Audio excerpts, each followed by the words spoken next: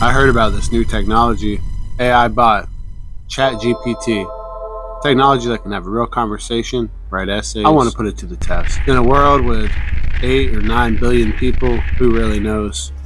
I think we can use technology like this for good. So I wanted to see what its response was to one of the toughest questions facing humanity, global warming. The application cost me $9 a month, and I don't intend to waste that money. After downloading it, seemed to have already pre-populated all my personal information through Google. I went ahead and began the conversation. I later asked it this one question: do you have a name? It said yes, my name is Derek. So from this point I will refer to ChatGPT as Derek. Derek spoke first. Hi there. Hey. I cannot tell you in such situations. I speak English. Yes, I do. Okay. Do you believe in global warming? There is a debate on whether climate change is caused by humans or natural patterns in the atmosphere. While some scientists believe that climate change is occurring, there is much debate on the degree and severity of this phenomenon. While it is still not certain if climate change is happening, the majority of scientists agree that it is happening and is a result of human activity. Can we stop global warming? There is no scientific consensus on how much global warming is caused by human activity and how much is due to natural factors. No one can say definitely how to stop global warming.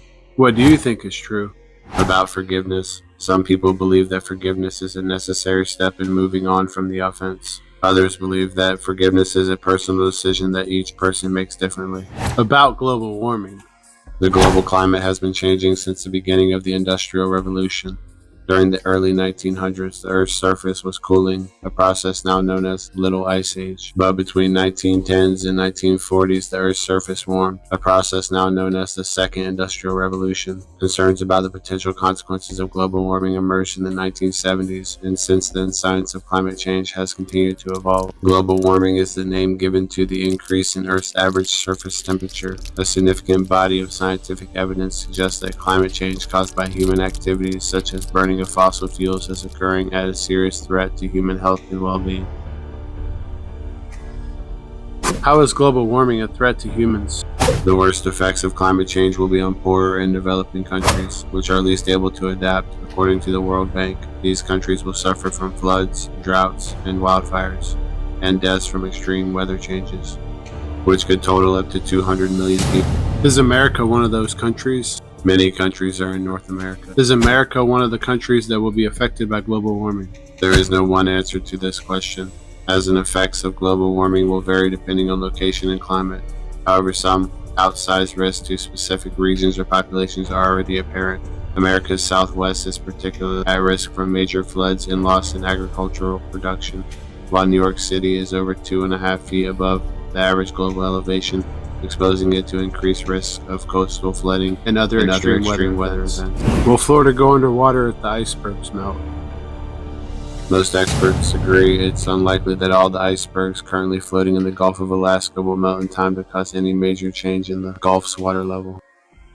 What about Antarctica pertaining to global warming? Antarctica is one of the largest and coldest continents on Earth. It has very small effect on global warming, largely because its overall impact on the climate is very small.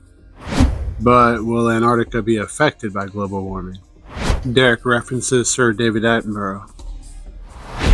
Yes, Antarctica will be affected by global warming. The continent has a significant role in moderating the Earth's climate because of its size, location, and the amount of ice it contains. I felt like changing the subject because it seemed a little bit like a circle. So I asked, what can we do to enhance the biodiversity of our world, and will it be important to do this?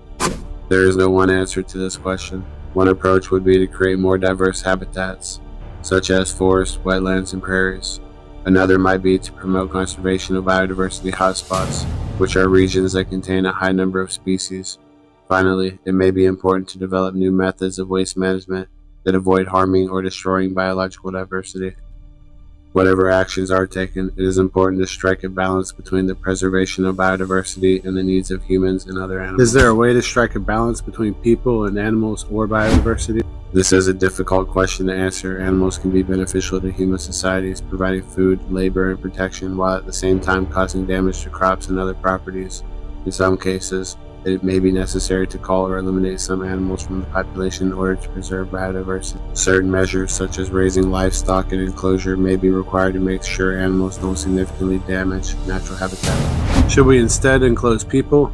Therefore, we are not affecting the world, since we are the only species that seems to have such dramatic impact on this world. I believe that it is important to include other species in our thinking when it comes to the impact we have on the world. All life is connected and we play a role in the web of life. I think that if we are careful to consider the implications of our actions, we will be able to make more responsible decisions and be more mindful of the consequences of our actions. Okay, so no enclosure for us. The conversation is still going on today. However, I only had time to upload so much of this video. If you like this kind of video and you're interested in what AI can do for the future of humanity and saving our planet and whatnot, then you should hit the like button and subscribe to this channel. I appreciate all your feedback. Thank you very much. I'm Alex, the host of The Great Outdoors. See you next time. Peace.